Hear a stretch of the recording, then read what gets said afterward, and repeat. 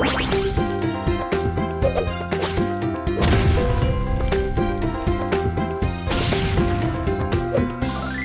semuanya, Jogja itu sudah sejak lama sekali dikenal sebagai, selain kota pelajar ya, sebagai kota seni dan budaya. Termasuk film ada di dalamnya.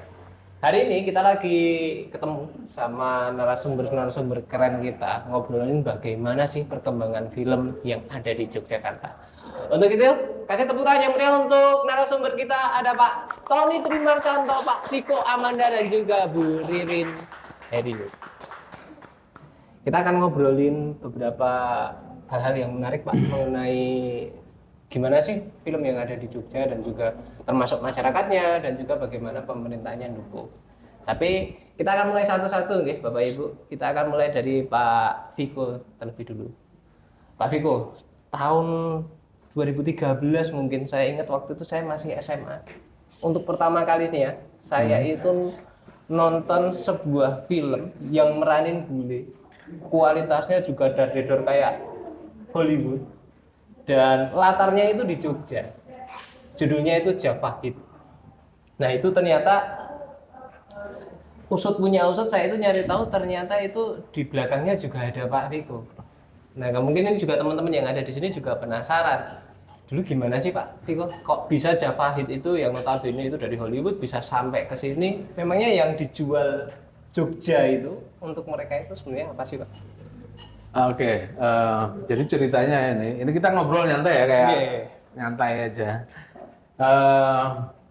Pada tahun itu memang kami waktu itu sempat dihubungi oleh pihak dari film Javahid. Waktu itu memang background story-nya memang itu di Jawa, tentang sebuah kerajaan yang akhirnya ada intrik politik dan ada polisi korup, ada ya tipikal di sebuah daerah. Tapi kita waktu itu memang nggak spesifik ngomongin Yogyakarta karena ini bisa aja kerajaan di Pulau Jawa mana aja.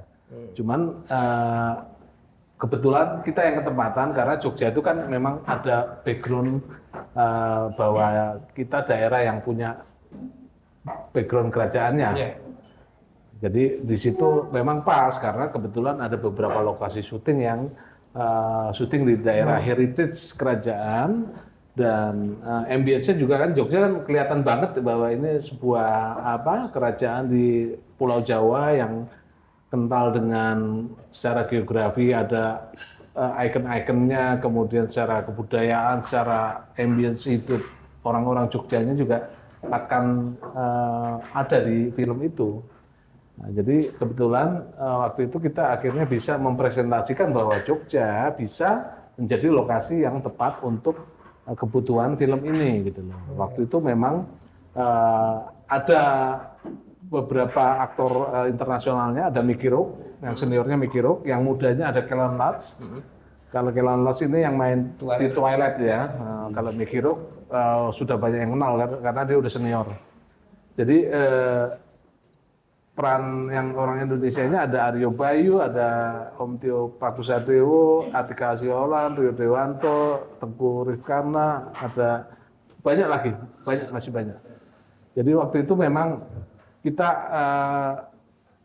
bisa melaksanakan itu dengan melibatkan hampir 400 orang kru, sekian ratus mobil waktu itu, dan kalau nggak salah itu sekitar 4 bulanan di Jogja.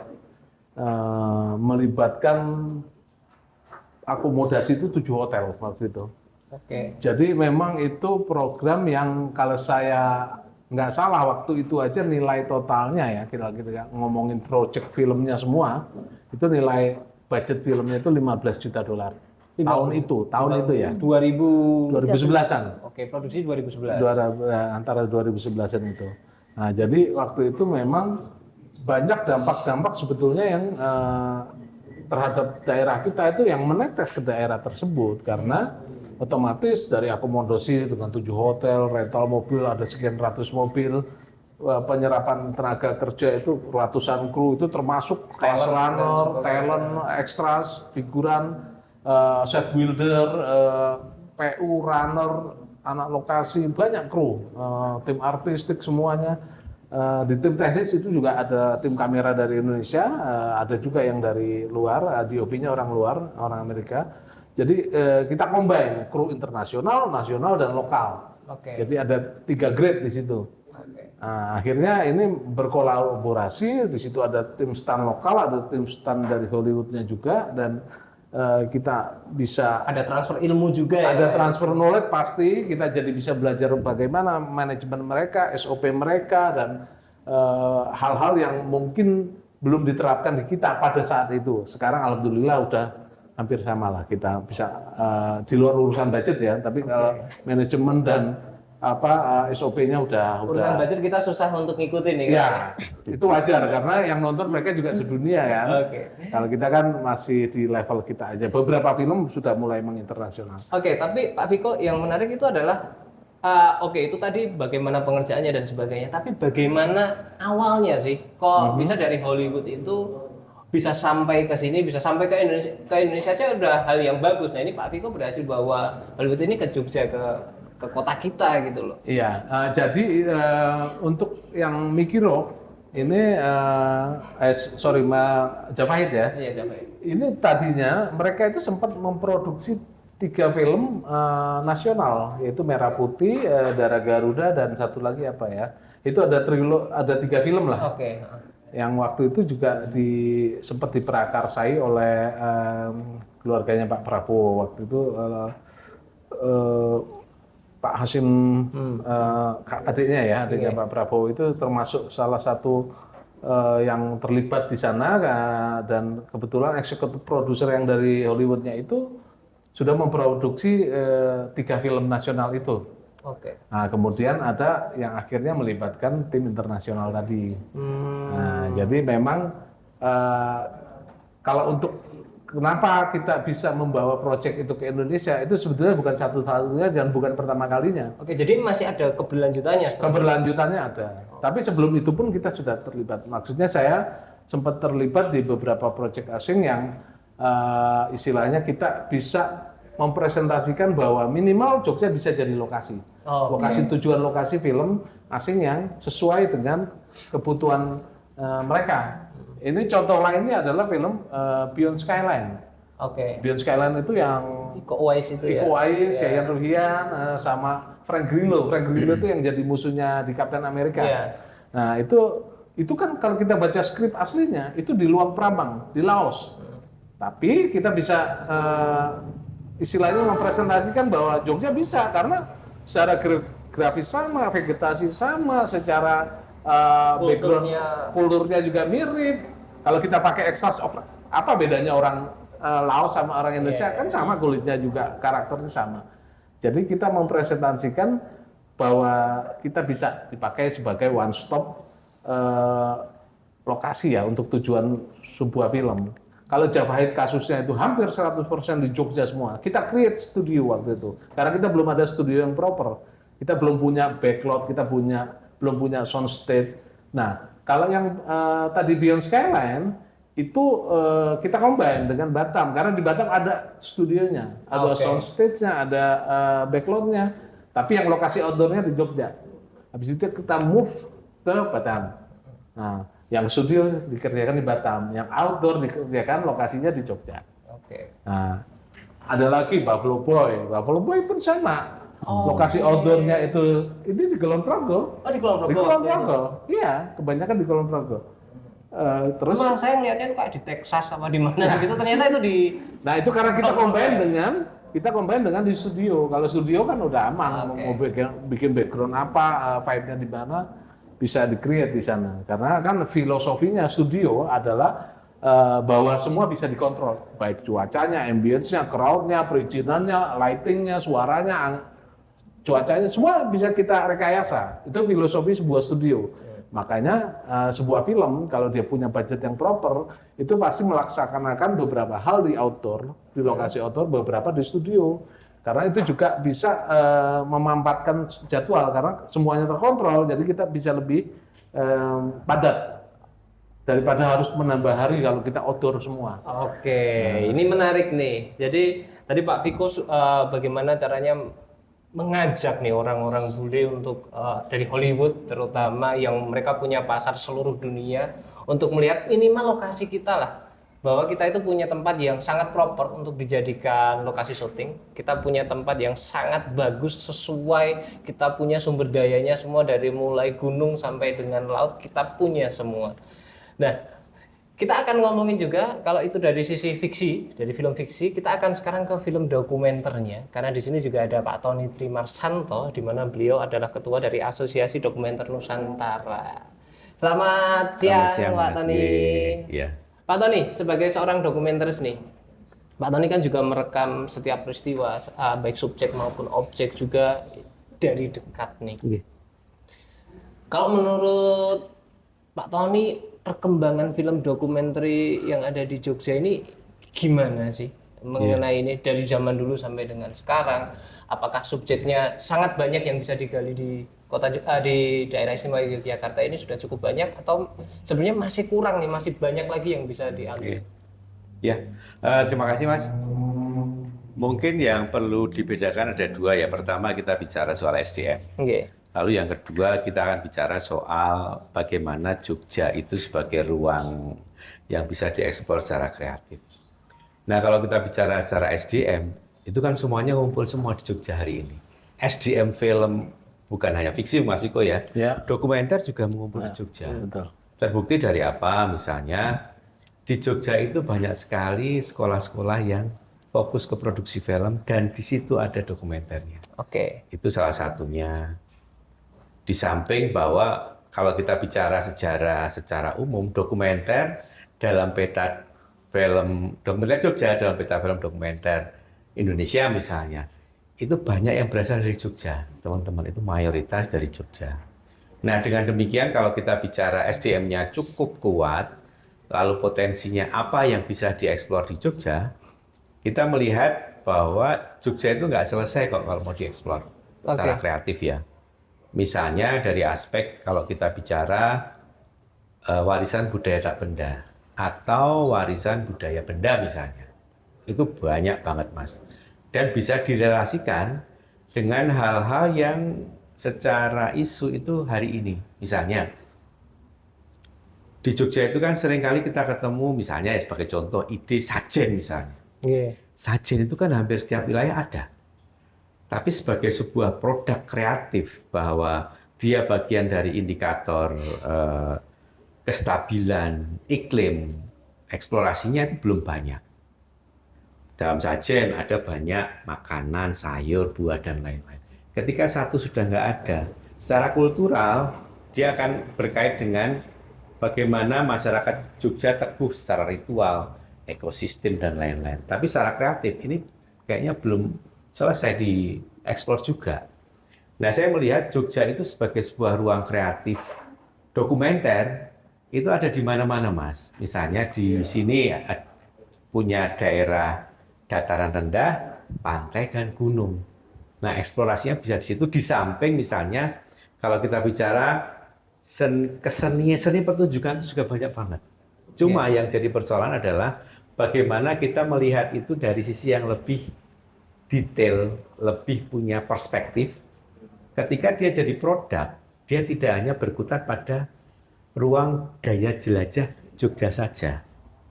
Nah, bagaimana storytelling, bagaimana ide-ide yang ada di Jogja itu dia punya perspektif yang lebih luas, sehingga daya jangkaunya itu bisa tidak hanya ditonton di penonton Jogja. Nah, dua hal itu sih yang saya selalu lihat bahwa Jogja sangat potensial, baik secara SDM, lalu secara ruang eksplorasinya juga tak terbatas sampai hari ini. Kalau dari perkembangannya sendiri Pak, bagaimana melihat film fiksi? Setiap hari kita menonton film fiksi itu di bioskop, banyak sekali layarnya. Sementara dokumenter ada beberapa. Kemarin saya juga baru nonton yang Expat itu, juga tahanan politik itu juga dan sebagainya itu. Iya, Exil maksud saya. Tapi tidak sesering dengan film-film fiksi yang muncul di layar-layar bioskop. Kalau dari Pak Tony sendiri memandang ini gimana Pak? Ya, untuk memang sebuah produksi film dokumenter itu akan berbeda dengan film fiksi, pasti. secara ruang. Misalnya tadi sempat saya cerita ke teman-teman, kalau di dalam film fiksi, riset itu selesai ketika skrip selesai ditulis. Nggih. Tapi kalau dokumenter itu riset akan selesai ketika film itu selesai. Jadi maksudnya ruang organik ya, dinamis itu sangat kuat di dokumenter.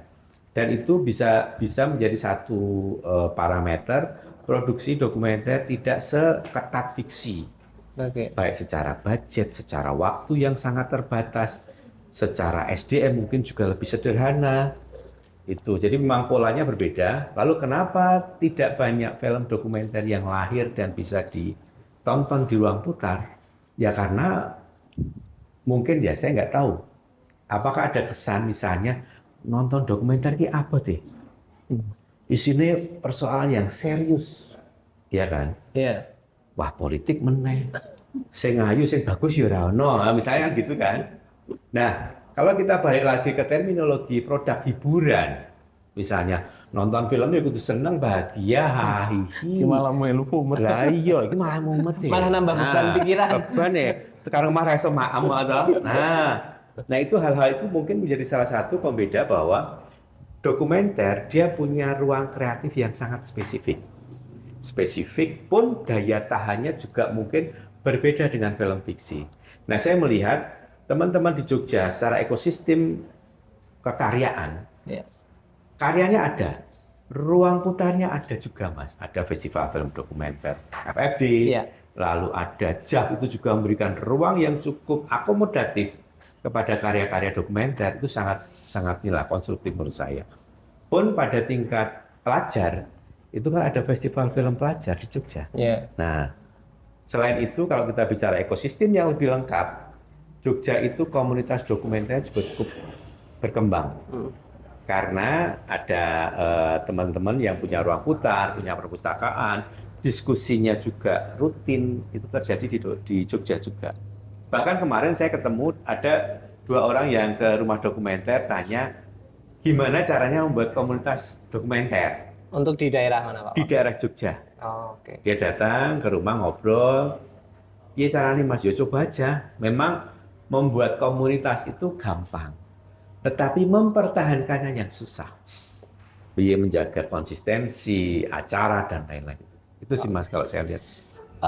Untuk keberlanjutan dan juga untuk perkembangan film dokumenter sendiri, kalau menurut Pak Tony apakah penting ada platform tertentu yang memang dia itu menyediakan ruang-ruang dokumenter? Misalnya kalau kita lihat pasca COVID ya, pasca COVID itu kan walaupun waktu itu kita jadi nggak bisa syuting, tapi setelah COVID ini kan muncul banyak sekali penyegaran, terutama dengan adanya OTT, dan itu memberikan kesempatan pada sutradara-sutradara baru di Indonesia untuk muncul yang selama ini juga sangat sulit mungkin menembus untuk sinema bioskop dan sebagainya. Menurut Mas Pak Tony, apakah penting nih ada platform khusus OTT yang itu menyediakan dokumenter saja seperti itu? Itu pasti akan mempunyai dampak yang konstruktif Mas ya bagi perkembangan film dokumenter. Cuma yang ada hari ini adalah platform yang memang semuanya bisa masuk, animasi, fiksi dan lain-lain. Kalau saya melihat yang terpenting adalah mencoba menaikkan keterampilan kita secara SDM ya, supaya bisa masuk ke sana, karena ke sana itu ada standar teknis, standar substansi artistik itu yang mereka sudah patok. Kalau kita mau masuk ke sana, walaupun dia punya platform online OTT tentang dokumenter yang begitu banyak, kalau secara standar kualifikatif dia tidak memenuhi standar mereka, ya sama aja juga. Nah, kalau saya lihat teman-teman memang menjadi penting untuk terus meningkatkan kapasitas, saling berbagi informasi, kekaryaan, berjejaring, itu bagian dari peningkatan kapasitas teman-teman sih menurut saya. Oke, terima kasih Pak Tony. Dan ini menarik karena ada fiksi, ada dokumenter di sini. Pasti tentunya movie maker tidak bisa bergerak sendiri nih, pasti harus ada ekosistem mendukung lainnya yang salah satunya adalah pemerintah. Dalam hal ini Bu Didin melihatnya bagaimana nih Jogja sebagai rumah dari banyak sekali kreator film yang ada di Indonesia, nggak terhitung mungkin berapa sutradara dan juga pegiat film lainnya yang lahir dan tumbuh di Jogja. Melihat ini, apa sih yang bisa dilakukan pemerintah untuk mendukung ekonomi kreatif seperti film ini? Monggo. Terima kasih atas waktunya Mas Noval ya.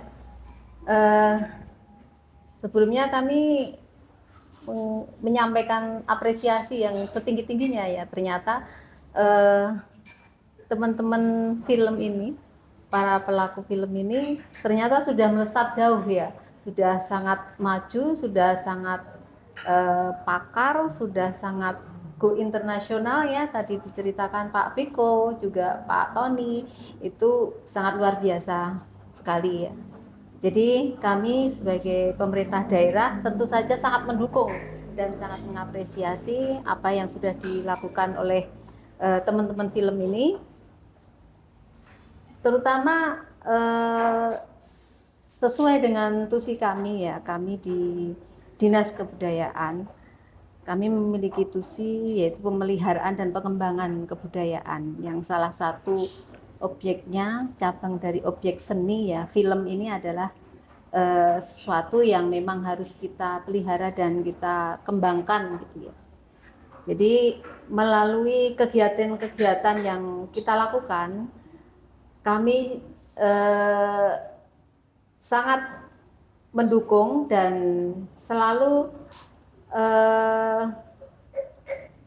memberikan apresiasi kepada teman-teman film ini yang kita wujudkan dengan kegiatan-kegiatan yang kami lakukan, yang diantaranya adalah kita melaksanakan kompetisi film ya.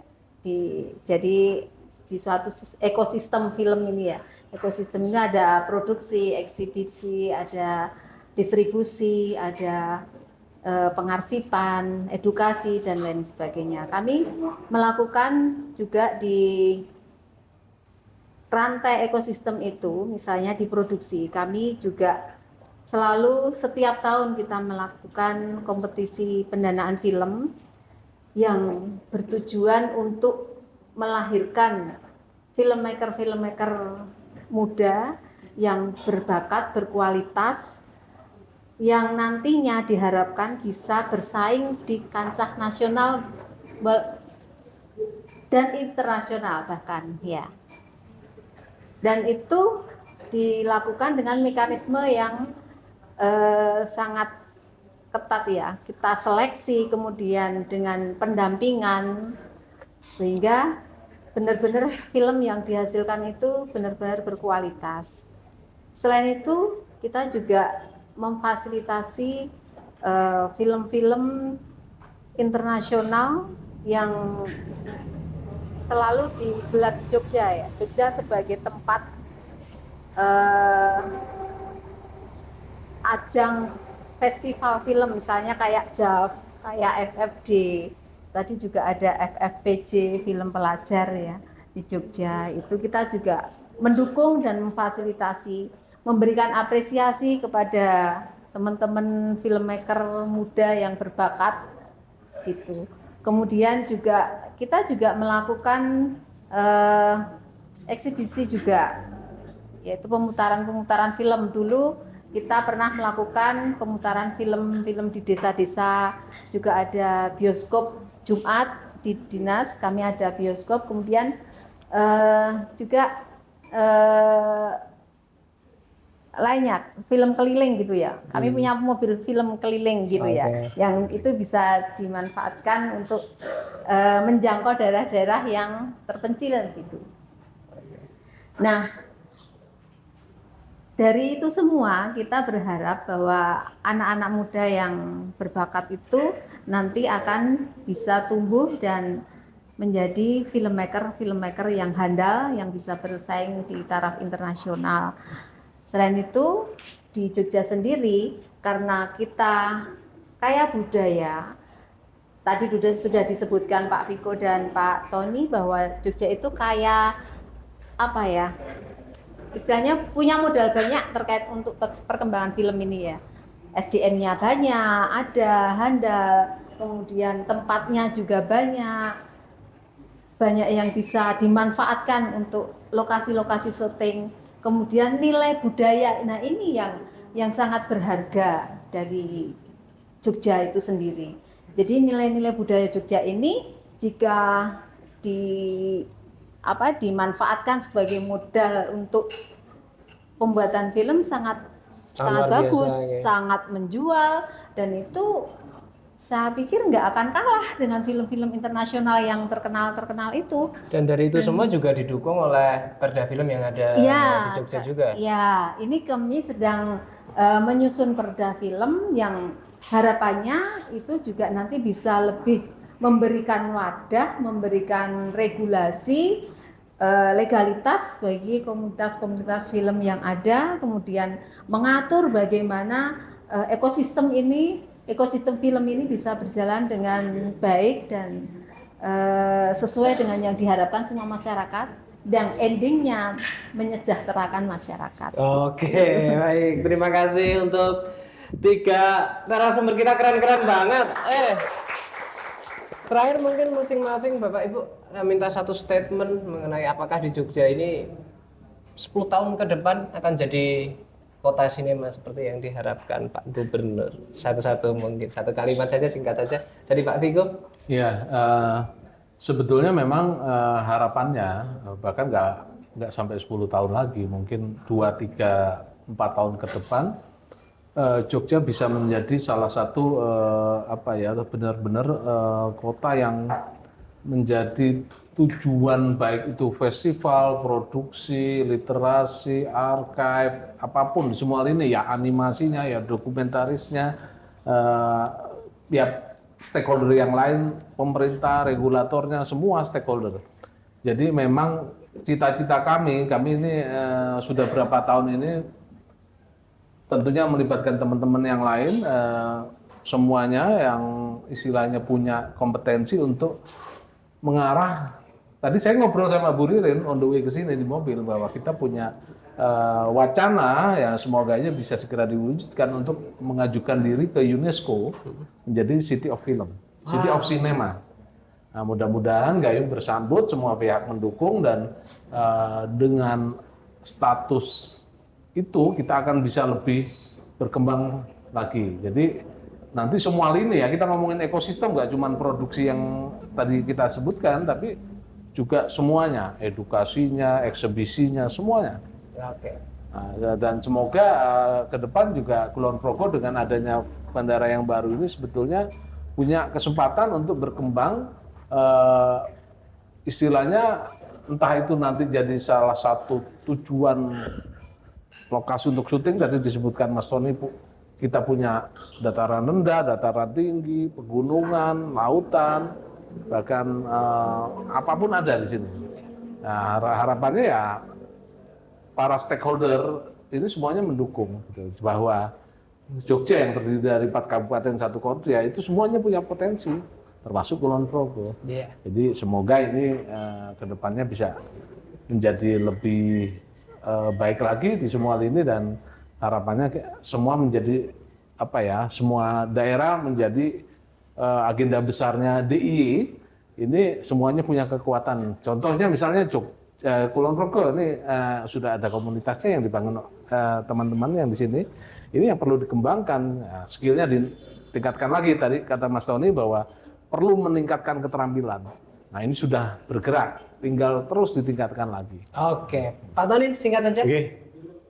Menurut saya itu Jogja itu magnet hari ini ya, magnet film ya. Karena apa? Percakapan-percakapan yang sering kali muncul akhir tahun misalnya. Wah, kami ke Jogja ini akhir tahun, ada banyak festival. Betul. Ya kan? Ada festival JAV, FFD, FFPJ, itu kumpul di satu waktu yang sama. Ada job market juga Job ya. market juga, itu saya kira itu menjadi penting. Lalu akan ada perda yang mensupport secara kondusif ya. Tapi mungkin persoalan yang harus mungkin dipecahkan lagi adalah bagaimana melibatkan masyarakat untuk bisa bahwa film Jogja itu ya bagian dari kami. Nah, seperti itu. Bagaimana peristiwa film, komunitas film, jangan hanya dinikmati oleh para pelakunya, tapi bagaimana masyarakat juga bisa menjadi bagian dari peristiwa yang lebih besar. Itu aja, Mas. Oke, terima kasih. Bu Ririn. Ya, kalau saya lihat dari sisi kebudayaan ya. Jadi bagaimana film ini sebagai media untuk merefleksikan budaya-budaya Jogja ini ke keluar, ke internasional gitu ya. Jadi bagaimana orang luar itu memandang Jogja itu bisa melihat budaya Jogja, kekayaan nilai-nilai luhur yang ada di Jogja itu melalui film gitu.